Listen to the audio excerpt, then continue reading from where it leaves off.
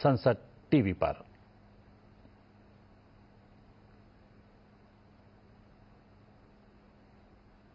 जी हां, पारंपरिक राजदंड सेंगोल की अगुवाई में निचले सदन के कक्ष तक बढ़ती हुई राष्ट्रपति द्रौपदी मुर्मू, साथ में उपराष्ट्रपति जगदीप धनखड़, लोकसभा अध्यक्ष ओम बिरला, प्रधानमंत्री नरेंद्र मोदी, दोनों सदनों के महासचिव धीरे धीरे कदम लोकसभा की ओर बढ़ते हुए पारंपरिक राजदंड सेंगोल की अगुवाई में निचले सदन के कक्ष तक पहुंचती हुई राष्ट्रपति द्रौपदी मुर्मू, आप देख सकते हैं उपराष्ट्रपति, लोकसभा अध्यक्ष, प्रधानमंत्री, संसदीय कार्य मंत्री किरेन रिजिजू। महामहिम राष्ट्रपति जी,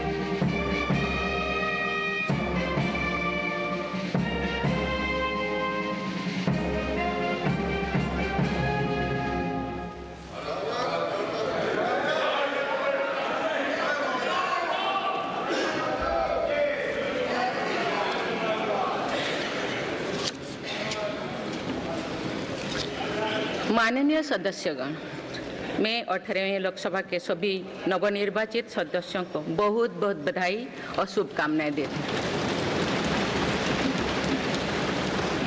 आप सभी यहाँ देश के मतदाताओं का विश्वास जीतकर आए हैं। देश सेवा और जन सेवा का ये सौभाग्य बहुत कम लोगों को मिलता है। मुझे पूरा विश्वास है आप राष्ट्र प्रथम की भावना के साथ अपना दायित्व निभाएंगे, 140 करोड़ देशवासियों की आकांक्षाओं की पूर्ति का माध्यम बनेंगे। मैं श्री ओम बिरला जी को लोकसभा के अध्यक्ष की गौरवपूर्ण भूमिका के निर्वहन के लिए शुभकामनाएं देती हूँ। उनके पास सार्वजनिक जीवन का बहुत व्यापक अनुभव है। मुझे विश्वास है कि वे लोकतांत्रिक परंपराओं को अपने कौशल से नई ऊंचाई से देने में सफल होंगे। माननीय सदस्यगण, मैं आज कोटि कोटि देशवासियों को की तरफ से भारत के चुनाव आयोग का भी आभार व्यक्त करती हूँ। ये दुनिया का सबसे बड़ा चुनाव था। करीब 64 करोड़ मतदाताओं ने उत्साह और उमंग के साथ अपना कर्तव्य निभाया है। इस बार भी महिलाओं ने बढ़ चढ़कर मतदान में हिस्सा लिया है। इस चुनाव की बहुत सुखद तस्वीर जम्मू कश्मीर में भी सामने आए हैं। कश्मीर घाटी में वोटिंग के अनेक दशकों के रिकॉर्ड टूटे हैं।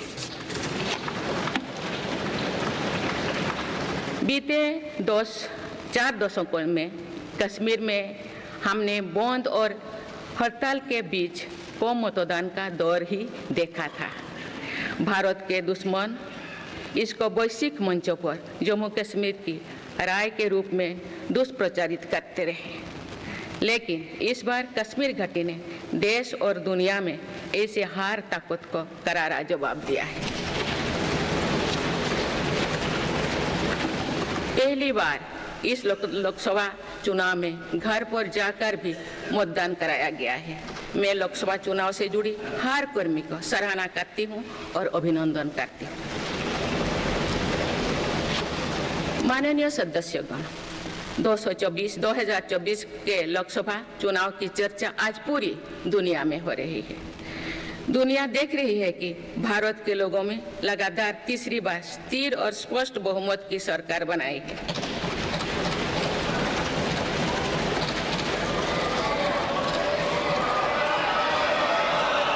छह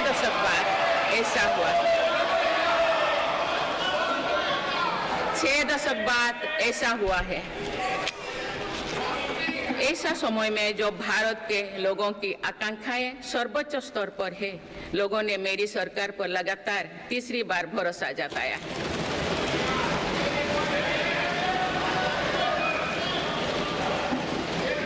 भारत के लोगों को ये पूर्ण विश्वास है कि उनकी आकांक्षाएं सिर्फ मेरी सरकार ही पूरा कर सकती है।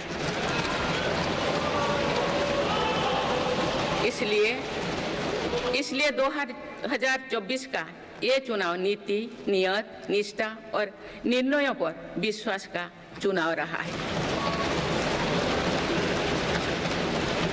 मजबूत और निर्णायक सरकार में विश्वास, सुशासन, स्थिरता और निरंतरता में विश्वास, ईमानदारी और कड़ी मेहनत में विश्वास, सुरक्षा और समृद्धि में विश्वास, सरकार की गारंटी और डिलीवरी पर विश्वास, विकसित भारत के संकल्प में विश्वास। मेरी सरकार ने 10 वर्षों से सेवा और सुशासन का जो मिशन चलाया है, ये उस पर मुहर है। ये जनादेश है कि भारत की विकसित बनाने का काम बिना रुके चलता रहे और भारत अपने लक्ष्यों की प्राप्ति करते रहे।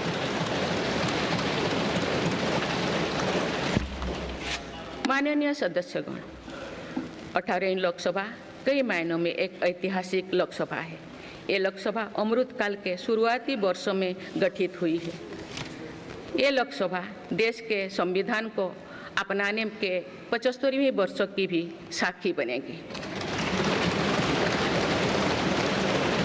मुझे विश्वास है कि इस लोकसभा में जन कल्याण के फसलों का नवीन अध्याय लिखा जाएगा। आगामी सत्रों में मेरी सरकार अपने इस कार्यकाल का पहला बजट पेश करने जा रही है।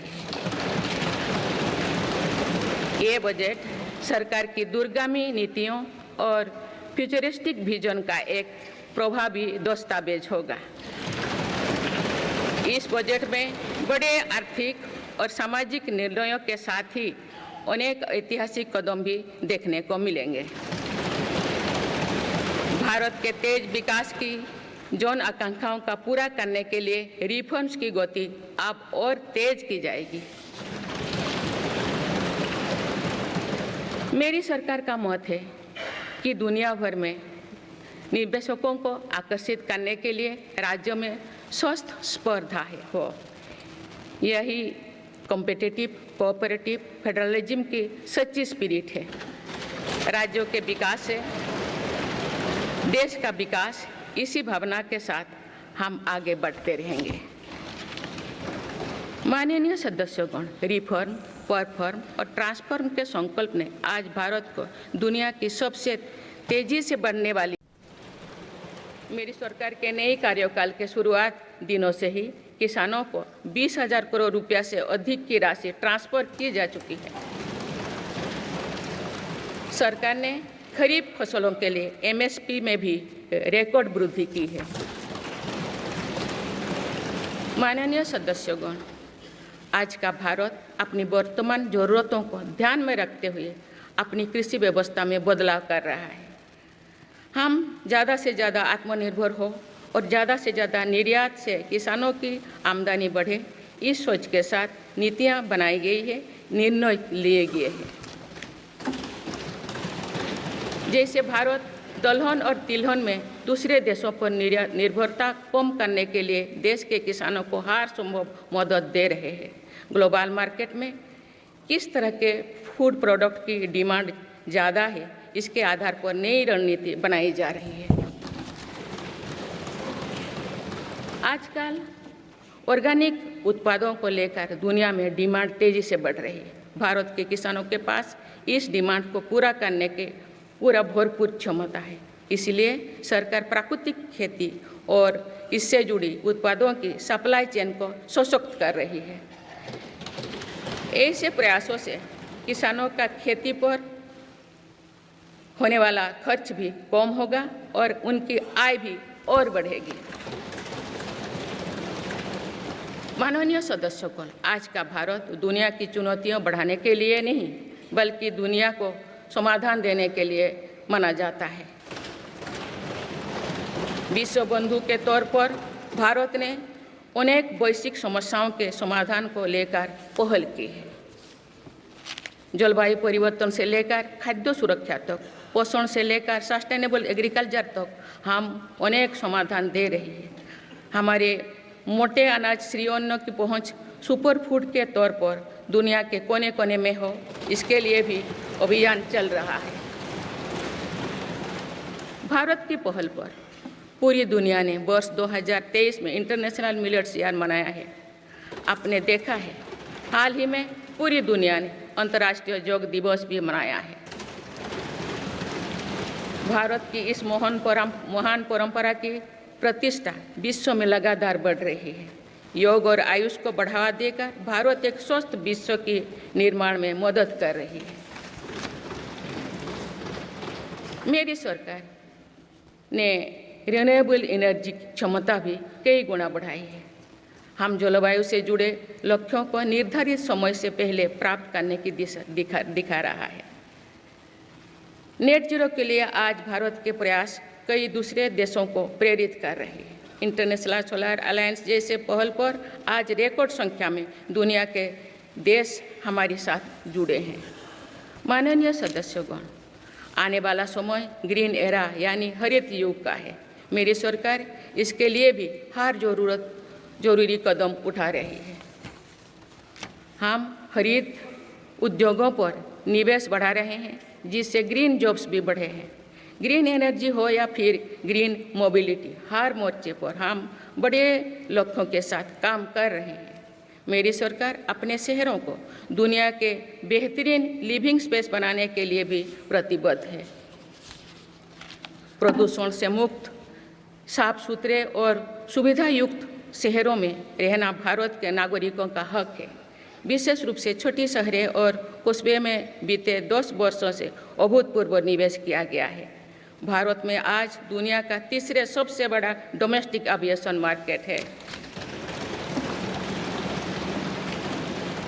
अप्रैल 2014 में भारत में सिर्फ 209 एयरलाइन रूट्स थे। अप्रैल 2024 में इनकी संख्या बढ़कर 605 हो गया है।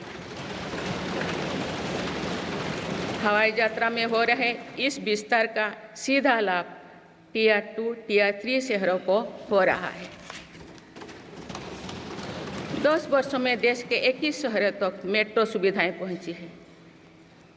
वंदे मेट्रो जैसे कई योजनाएं पर काम चल रही है। भारत का पब्लिक ट्रांसपोर्ट दुनिया में बेहतरीन हो, इस लक्ष्य के साथ मेरी सरकार काम कर रही है। माननीय सदस्यगण, मेरा सरकार इन आधुनिक मापदंड पर काम कर रही है, जिससे भारत विकसित देश के सामने बराबरी से खड़े हो सके। इंफ्रास्ट्रक्चर का विकास इस दिशा में बदलते भारत की नई तस्वीर के रूप में उभारा है। मेरी सरकार ने 10 वर्षों में पीएम ग्रामीण सड़क योजना के तहत गांव में 3,80,000 किलोमीटर से ज़्यादा सड़कें बनाई हैं। आज भारत में नेशनल हाईवेज और एक्सप्रेसवेज का जाल बिछ रहा है। नेशनल हाईवेज बनाने की गति में भी 2 गुनी से अधिक की वृद्धि हुई है। अहमदाबाद मुंबई के बीच हाई स्पीड रेल इकोसिस्टम का निर्माण कार्य भी तेजी से आगे बढ़ रहा है।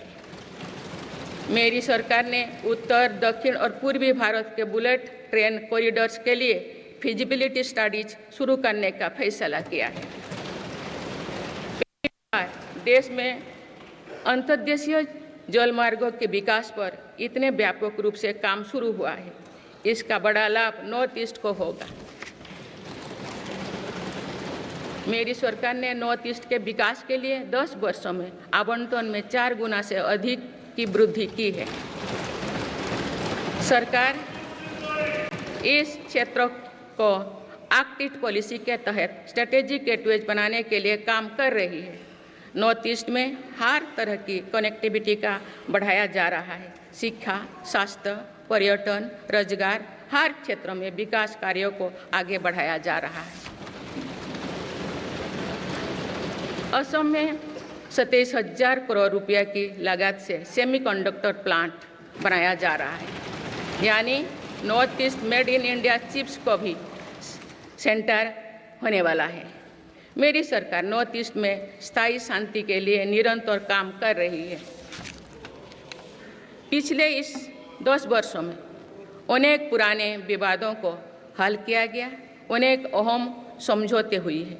नॉर्थ ईस्ट में अशांत क्षेत्रों में तेज विकास करके चरणबद्ध तरीके से अफवाह हटाने का काम भी जारी है। देश के हर क्षेत्र में विकास के ये नए आयाम भारत के भविष्य का उद्घोष कर रहे हैं। माननीय सदस्य, वुमेन लेड डेवलपमेंट के लिए समर्पित मेरी सरकार ने महिला सशक्तिकरण के एक नई युग की शुरुआत की है। देश की नारी शक्ति लंबे समय तक लोकसभा और विधानसभा में अधिक भागीदारी की मांग कर रही थी। आप उनके पास नारी शक्ति बंधन अधिनियम की ताकत है। सरकार की योजनाओं की वजह से पिछले 1 दशक में महिलाओं का आर्थिक सामर्थ्य बढ़ा है। आप जानते हैं कि बीते 10 वर्षों में बने 4 करोड़ पीएम आवास में से ज़्यादातर महिलाओं के नाम ही आवंटित हुई है। आप तीसरी कार्यकाल के शुरुआत में ही सरकार ने 3 करोड़ नए घर बनाने की स्वीकृति दे दी है। इनमें से भी अधिकतर घर महिलाओं के नाम पर ही आवंटित होंगे। बीते 10 वर्षों में 10 करोड़ महिलाएं सेल्फ हेल्प ग्रुप्स से जुड़े हैं। मेरी सरकार ने 3 करोड़ महिलाओं को लखपति दीदी बनाने के लिए व्यापक अभियान चलाए हैं। इसके लिए सेल्फ हेल्प ग्रुप्स को आर्थिक मदद भी बढ़ाई जा रही है। सरकार का प्रयास है कि महिलाओं का कौशल बढ़े, कमाई के साधन बढ़े और उनका सम्मान भी बढ़े। नमो ड्रोन दीदी योजना इस लक्ष्य की पूर्ति में सहायक बन रही है। इस योजना के तहत हजारों सेल्फ हेल्प ग्रुप्स की महिलाओं को ड्रोन दिए जा रहे हैं। ड्रोन पायलट बनने की ट्रेनिंग भी दी जा रही है। मेरी सरकार ने हाल ही में कृषि खेती सखी कार्यक्रम भी शुरू किया है। इसके तहत अभी तक सेल्फ हेल्प ग्रुप्स की 30,000 महिलाओं को कृषि सखी के रूप में प्रमाण पत्र दिए गए हैं। कृषि सखियों को आधुनिक खेती की तकनीक में प्रशिक्षण किया जा रहा है ताकि वे कृषि को और आधुनिक बनाने में किसानों की मदद कर सकें।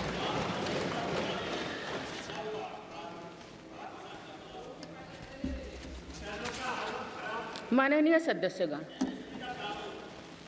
मेरी सरकार का ये भी प्रयास है कि महिलाएं अधिक से अधिक बचत कर सकें। बैंक खातों में जमा राशि पर बेटियों को ज़्यादा ब्याज देने वाला सुकन्या समृद्धि योजना की लोकप्रियता से हम परिचित हैं। मुफ्त राशन और सस्ते गैस सिलेंडर की योजना से महिलाओं को बहुत लाभ हो रहा है। अब मेरी सरकार बिजली का बिल जीरो करने और बिजली बेचकर कमाई करने की योजना भी लाई है। पीएम सूर्यघर मुफ्त बिजली योजना के तहत घर की छत पर सोलर पैनल लगाए जा रहे हैं। इसके लिए मेरी सरकार प्रति परिवार 78,000 रुपया तक की मदद कर रही है। इतने कम समय में 1 करोड़ से ज़्यादा परिवार इन योजना में रजिस्टर कर चुके हैं। जिन घरों में सोलर पैनल लग चुके हैं, अब वहां बिजली का बिल 0 हो गया है।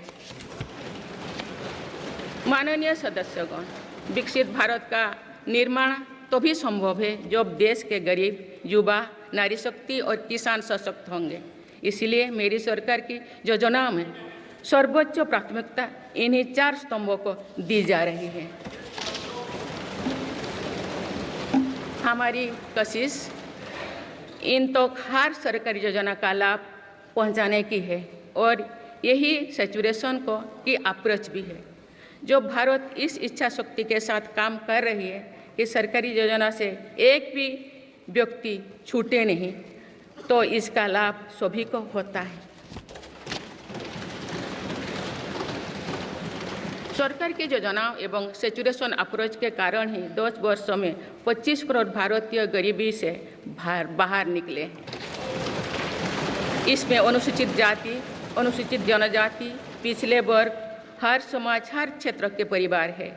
10 वर्षों में लास्ट माइल डिलीवरी पर फोकस ने इन वर्गों का जीवन बदल दिया है। विशेषकर आदिवासी समाज में ये बदलाव और भी स्पष्ट नजर आ रहा है। 24,000 करोड़ रुपया से अधिक की पीएम जनमन जैसी योजना आज अति पिछड़े जनजातीय समूह के उत्थान का माध्यम बन रही है। सरकार पीएम सूरज पटल के माध्यम से वंचित वर्गों तक आजीविका के अवसरों को पहुंचाने के लिए सुलभ ऋण भी उपलब्ध करा रही है। मेरी सरकार दिव्यांग भाइयों और बहनों के लिए किफायती और स्वदेशी सहायक उपकरण विकसित कर रही है। देश भर में प्रधानमंत्री दिव्याशा केंद्रों का भी विस्तार किया जा रहा है। वंचितों की सेवा का ये संकल्प ही सच्चा सामाजिक न्याय है। माननीय सदस्यगण, देश की श्रम शक्ति के सम्मान के लिए श्रमिक बंधुओं का कल्याण और सशक्तिकरण मेरी सरकार की प्राथमिकता है। मेरी सरकार श्रमिकों के लिए सामाजिक सुरक्षा योजनाओं को एकीकृत कर रही है। डिजिटल इंडिया तथा डाकघरों के नेटवर्क का उपयोग करके दुर्घटना और जीवन बीमा के कवरेज को बढ़ाने का काम हो रहा है। पीएम स्वनिधि का विस्तार किया जाएगा और ग्रामीणों और सेमी अर्बन क्षेत्रों के रेड्डी पट्टी फैसले की कोशिश की गई थी, लेकिन ये सारे रिफॉर्म्स समय की कसौटी पर खरे साबित हुई है।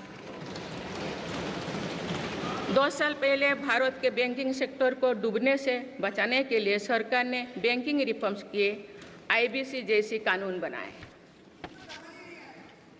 आज इन्हीं रिफॉर्म्स ने भारत के बैंकिंग सेक्टर को दुनिया के सबसे मजबूत बैंकिंग सेक्टर में से एक बना लिया। हमारे सार्वजनिक क्षेत्रों के बैंक आज मजबूत और लाभदायक है। सार्वजनिक क्षेत्रों के बैंकों के लाभ 2023-24 में 1.4 लाख करोड़ रुपये को पार कर गया, जो पिछले वर्षों की तुलना में 35% अधिक है। हमारे बैंकों की मजबूती उन्हें ऋण आधार का विस्तार करने और राष्ट्र के आर्थिक विकास में योगदान करने के लिए सक्षम बनाती है। सरकारी बैंकों का एनपीए भी लगातार कम हो रही है। आज एसबीआई रिकॉर्ड मुनाफे पर है। आज एलआईसी पहले से कहीं अधिक मजबूत है। आज एचएएल भी देश की डिफेंस इंडस्ट्री को ताकत दे रही है। आज जीएसटी भारत की इकोनॉमी को फॉर्मलाइज करने का, व्यापार कारोबार को आसान बनाने का माध्यम बना रहे हैं। अप्रैल महीने में पहली बार जीएसटी कलेक्शन ने 2 लाख करोड़ रुपये का स्तर पार कर गया है। इससे राज्यों की आर्थिक ताकत भी बढ़ी है। डिजिटल इंडिया और डिजिटल पेमेंट्स के प्रति भी आज पूरा विश्व आकर्षित हो रही है। माननीय सदस्यगण, एक सशक्त भारत के लिए हमारे सैन्य बलों में आधुनिकता जरूरी है। युद्ध की स्थिति में हम सर्वश्रेष्ठ रहें, इसके लिए सेनाओं में रिफॉर्म्स की प्रक्रिया निरंतर जारी रहनी चाहिए। इसी सोच के साथ मेरी सरकार ने बीते 10 वर्षों में डिफेंस सेक्टर में अनेक रिफॉर्म्स किए हैं। GDS जैसे रिफॉर्म्स ने हमारी सेनाओं को नई मजबूती दी है। मेरी सरकार ने डिफेंस सेक्टर को आत्मनिर्भर बनाने के कई महत्वपूर्ण कदम उठाए हैं। ऑर्डिनेंस फैक्ट्रीज के रिफॉर्म से डिफेंस सेक्टर को बहुत लाभ हुआ है।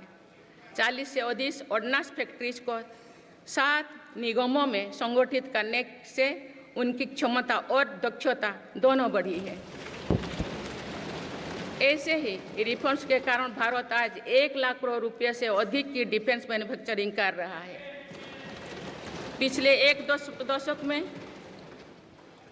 हमारे डिफेंस एक्सपोर्ट 18 गुना अधिक होकर 21,000 करोड़ रुपया तक पहुंच चुका है। फिलीपींस के साथ ब्रह्मास मिसाइल का रक्षा सौदा डिफेंस एक्सपोर्ट के क्षेत्र में भारत की पहचान मजबूत कर रहा है।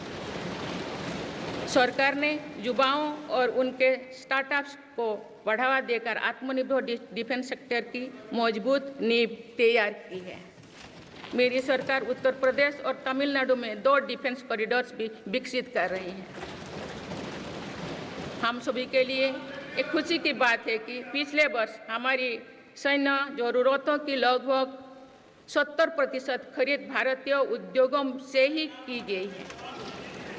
हमारी सेनाओं ने 500 से अधिक सैन्य साजो सामान को विदेशों में नहीं मंगाना तय किया है।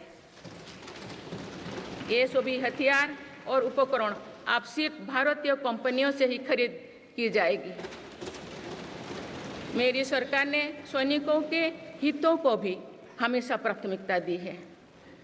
तभी 4 दशक के बाद 1 रैंक 1 पेंशन को लागू किया गया है।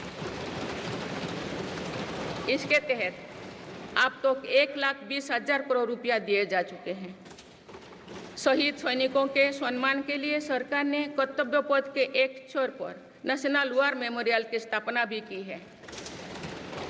ये प्रयास केवल वीर जवानों के प्रति कृतज्ञ राष्ट्र का नमन ही नहीं है, बल्कि राष्ट्र प्रथम की अनवरत प्रेरणा का स्रोत भी है। माननीय सदस्यगण, मेरी सरकार देश के हर युवा को बड़े सपने देखने और उन्हें साकार करने के लिए जरूरी माहौल बनाने में जुटी है। बीते 10 वर्षों में ऐसे हर अवरोध को हटाया गया है जिसके कारण युवाओं को परेशानी थी। पहले अपने ही प्रमाण पत्रों को अटेस्ट करने के लिए युवाओं को भटकना पड़ता था। अब युवा सेल्फ अटेस्टेड करने का काम कर रहे हैं। केंद्र सरकार की ग्रुप C, ग्रुप D भर्तियों से इंटरव्यू को खत्म किया गया है। पहले जो विद्यार्थी सिर्फ भारतीय भाषा में पढ़ाई करते थे, उनके साथ अन्याय की जाती थी। मेरी सरकार ने नई राष्ट्रीय शिक्षा नीति लागू कर इस अन्याय को दूर करने के लिए कदम उठाए हैं। युवाओं को अब भारतीय भाषा में इंजीनियरिंग की पढ़ाई का विकल्प भी मिला है। विगत 10 वर्ष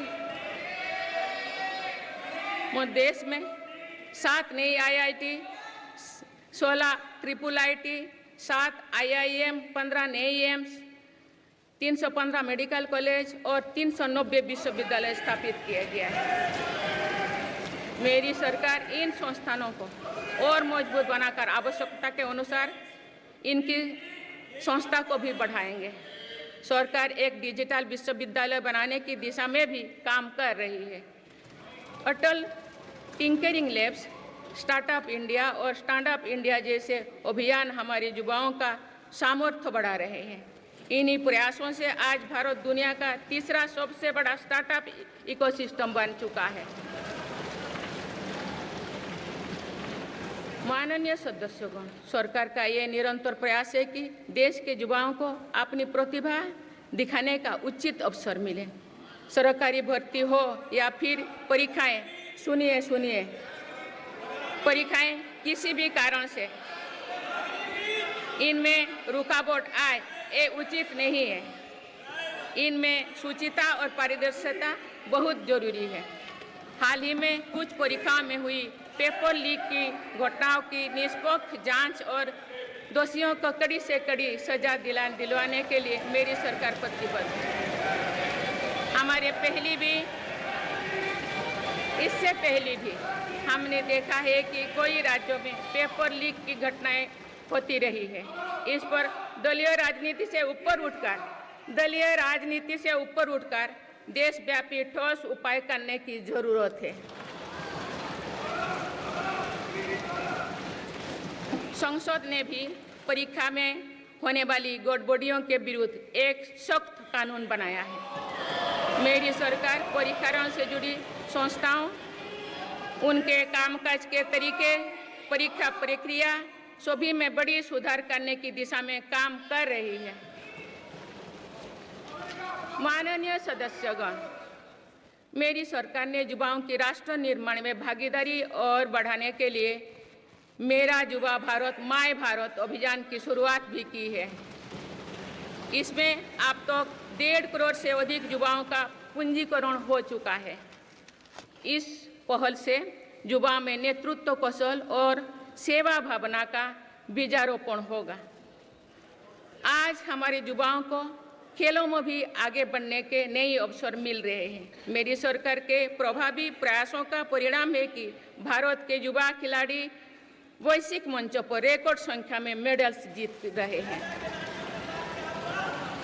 कुछ ही दिनों बाद पेरिस ओलंपिक्स में भी शुरू होने वाले जा रहे हैं। ओलंपिक्स में देश का प्रतिनिधित्व करने वाले हर खिलाड़ी पर हमें गर्व है। मैं उन्हें अपनी शुभकामनाएं देती हूं। इन उपलब्धियों को और आगे ले जाने के लिए भारतीय ओलंपिक संघ 2036 ओलंपिक्स खेलों की मेजबानी की तैयारी भी कर रही है। माननीय सदस्यगण, जुलाई की 1 तारीख से देश में भारतीय न्याय संहिता भी लागू हो जाएगी।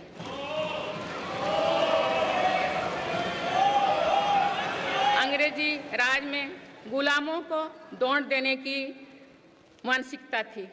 दुर्भाग्य से आज़ादी के अनेक दशकों तक गुलामी के दौर की यही दंड व्यवस्था चलती रही। पिछले महीने ही देश ने रानी अहिल्याबाई होलकर की 300वीं जयंती का साल भर चलने वाला महोत्सव भी शुरू किया गया। इससे पहले सरकार गुरु नानक देव जी का 550वां और गुरु गोविंद सिंह जी का 350वां प्रकाश पर्व भी धूमधाम से मना चुके हैं। एक भारत श्रेष्ठ भारत के भाव से काशी तमिल संगमम, सौराष्ट्र तमिल संगमम जैसी उत्सवों की परिपाटी भी मेरी ही सरकार ने शुरू की है। इन आयोजनों से हमारी नई पीढ़ियों को राष्ट्र निर्माण की प्रेरणा मिलती है और राष्ट्र पर गौरव का भाव और मजबूत होता है। माननीय सदस्यगण, हमारी सफलताएं हमारी साझी धरोहर है, इसीलिए उन्हें अपनाने में संकोच नहीं, स्वाभिमान होना चाहिए। आज अनेक सेक्टर्स में भारत बहुत अच्छा प्रदर्शन कर रहा है। ये उपलब्धियां हमें हमारी प्रगति और सफलताओं पर गर्व करने की अपार अवसर देती है। जो भारत डिजिटल पेमेंट्स के मामले में दुनिया में अच्छा प्रदर्शन करता है तो हमें गर्व होना चाहिए। जो भारत के वैज्ञानिक चंद्रयान को चंद्रमा के दक्षिणी ध्रुव पर सफलता से उतारते हैं तो हमें गर्व होना चाहिए। जो भारत दुनिया की सबसे तेज बढ़ती इकोनॉमी बनता है तो हमें गर्व होना चाहिए। जो भारत इतना बड़ा चुनाव अभियान बिना बड़ी हिंसा और अराजकता से पूरा कराए तो भी हमें गर्व होना चाहिए। आज पूरा विश्व हमें मदर ऑफ डेमोक्रेसी के रूप में सम्मान देता है। भारत के लोगों ने हमेशा लोकतंत्र के प्रति अपना पूर्ण विश्वास प्रकट किया है। चुनाव से जुड़ी संस्थाओं पर पूरा भरोसा जताया है। स्वस्थ लोकतंत्र को बनाए रखने के लिए हमें इस विश्वास को सहेज कर रखना है, इसकी रक्षा भी करना है। हमें याद रखना होगा, लोकतांत्रिक संस्थाओं और चुनावी प्रक्रिया पर लोगों के विश्वास को चोट पहुंचाना उसी डाल को काटना जैसे जिस पर हम सब बैठे हैं। हमारे लोकतंत्रों की विश्वसनीयता को ठेस पहुंचाने की हर कोशिश की सामूहिक आलोचना होना चाहिए। हम सभी को वो दौर याद है जो बैलेट पेपर छीन लिया जाता था, लूट लिया जाता था। मतदान प्रक्रिया को सुरक्षित बनाने के लिए ईवीएम को अपनाने का फैसला किया गया था। पिछले कई दशकों में ईवीएम में सुप्रीम कोर्ट से लेकर जनता की अदालत तो हर कसौटी को पार किया है। माननीय सदस्यगण, मैं आप सभी सदस्यों से अपनी कुछ और चिंताएं भी साझा करना चाहती हूँ। मैं चाहूँगी कि आप सभी इन विषयों पर चिंतन मनन करके इन विषयों पर ठोस और सकारात्मक परिणाम देश को दें। आज की संचार क्रांति के युग है में विघटनकारी ताकतें लोकतंत्र को कमजोर करने और समाज में दरार डालने की साजिश रच रहे हैं। ये ताकतें देश के भीतर भी है और देश के बाहर भी संचालित हो रहे हैं। इसके द्वारा अफवाह फैलाने का, जनता को भ्रम में डालने का, मिस इन्फॉर्मेशन का सहारा लिया जा रहा है। इस स्थिति को ऐसे ही बेरोक टोक नहीं चलने दिया जा सकता है। आज के समय में टेक्नोलॉजी हर दिन और उन्नत हो रही है। ऐसे में मानवता के विरुद्ध इनका गलत उपयोग बहुत घातक है। भारत ने विश्व मंच पर भी इन चिंताओं को प्रकट किया है और एक ग्लोबल फ्रेमवर्क की वकालत की है। हम सभी का दायित्व है कि इन प्रवृत्ति को रोकें, इस चुनौती से निपटने के लिए नए रास्ते खोजें। माननीय सदस्यगण, 21वीं सदी के इस तीसरे दशक में आज ग्लोबल ऑर्डर एक नया शक्ल ले रहा है। मेरी सरकार के प्रयासों से आज भारत विश्व बंधु के रूप में दुनिया को नया भरोसा दे रही है। मानव केंद्रित अप्रोच रखने की वजह से भारत आज किसी भी संकट के समय फास्ट रेस्पॉन्डर और ग्लोबल साउथ की बुलंद आवाज़ बना है। कोरोना का महासंकट हो, भूकंप जैसी कोई त्रासदी हो या फिर युद्धों की स्थितियां, भारत मानवता को बचाने में आगे रहा है।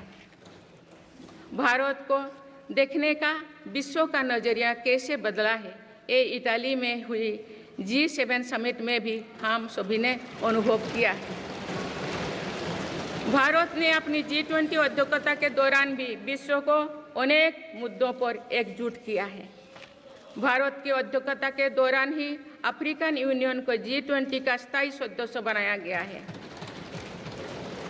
इससे अफ्रीका महाद्वीप के साथ साथ पूरे ग्लोबल साउथ का भरोसा मजबूत हुआ है। नेबरहुड फास्ट पॉलिसी में चलते हुए भारत ने पड़ोसी देशों के साथ अपने रिश्तों को मजबूत किया है। 7 पड़ोसी देशों के नेताओं का 9 जून को केंद्रीय मंत्रिपरिषद के शपथ ग्रहण समारोह में भाग लेना मेरी सरकार की इस प्राथमिकता दर्शाते हैं। भारत सबका साथ सबका विकास की भावना के साथ इंडो पैसिफिक क्षेत्रों के देश के साथ भी सहयोग बढ़ा रही है। पूर्वी एशिया हो या फिर मिडिल ईस्ट और यूरोप, मेरी सरकार कनेक्टिविटी पर बहुल बल दे रही है। भारत के विजन ने ही India Middle East Europe economic corridor को आकार देना शुरू किया है। ये कॉरिडोर 21वीं सदी के सबसे बड़ी गेम चेंजर में एक सिद्ध होगा। माननीय सदस्यगण, आने वाला कुछ महीने में भारत एक गणतंत्र के रूप में 75वें वर्ष पूरी करने जा रहे हैं। भारत का संविधान बीते दशकों में हर चुनौती, हर कसौटी पर खरा उतरा है। जब संविधान बन रहा था तो भी दुनिया में ऐसे ताकतें थे जो भारत के असफल होने की कामना कर रही थी। देश में संविधान लागू होने के बाद भी संविधान पर अनेक बार हमले हुए हैं।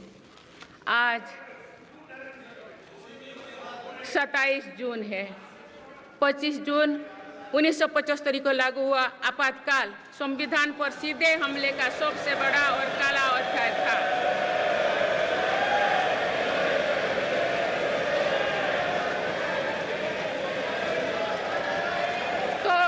पूरे देश में हाहाकार मच गया था, लेकिन ऐसी असंवैधानिक ताकतों पर देश ने विजय प्राप्त करके दिखाया, क्योंकि भारत के मूल में गणतंत्र की परंपराएं रही है। मेरी सरकार भी भारत के संविधान को सिर्फ राजकाज का माध्यम भर नहीं मानती, बल्कि हमारा संविधान जन चेतना का हिस्सा हो, इसके लिए हम प्रयास कर रहे हैं। इसी ध्येय के साथ मेरी सरकार ने 26 नवंबर को संविधान दिवस के रूप में मानना शुरू किया है। अब भारत के उस भूभाग हमारे जम्मू कश्मीर में भी संविधान पूरी तरह लागू हो गया है, जहां आर्टिकल 370 की वजह से स्थितियां कुछ और थी। माननीय सदस्यगण, राष्ट्र की उपलब्धियों के निर्धारण इस बात से होता है कि हम अपने दायित्वों का निर्वहन कितनी निष्ठा से कर रहे हैं। 18 लोकसभा में कई नए सदस्य पहली बार संसदीय प्रणाली का हिस्सा बने हैं। पुराने सदस्य भी नए उत्साह के साथ आए हैं। आप सभी जानते हैं कि आज का समय हर प्रकार से भारत के लिए बहुत अनुकूल है। आने वाले वर्षों में भारत की सरकार और संसद का क्या निर्णय लेती है, क्या नीतियां बनाती है, इस पर पूरा विश्व की नज़र है। इस अनुकूल समय का अधिक से अधिक लाभ देश को मिले, ये दायित्व सरकार के साथ साथ संसद के हर सदस्यों का भी होना चाहिए। पिछले 10 वर्षों में जो रिफॉर्म्स हुई है, जो नया आत्मविश्वास देश में आया है, इससे हम विकसित भारत बनाने के लिए नई गति प्राप्त कर चुके हैं।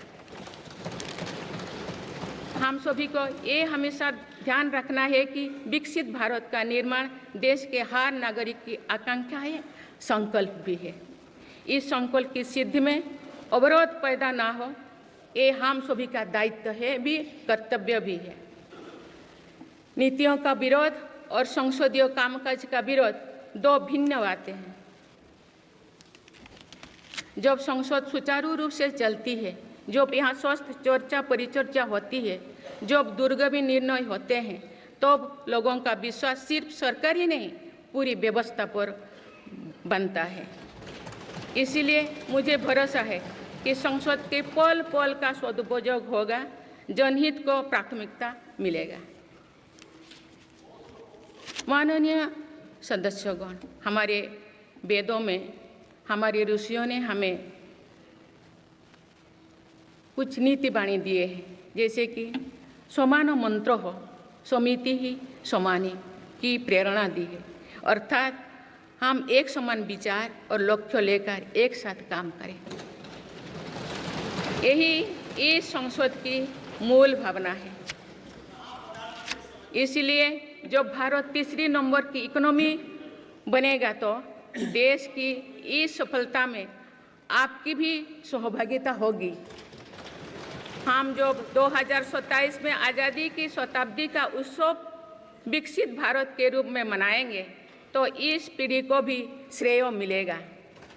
आज हमारे युवाओं में जो सामर्थ्य है, आज हमारे संकल्प में जो निष्ठा है, हमारी जो असंभव सी लगने वाली उपलब्धियां हैं, ये इस बात का प्रमाण है कि आने वाला दौर भारत का दौर है। ये सदी भारत की सदी है और इसका प्रभाव आने वाली 1000 वर्षों तक रहेगा।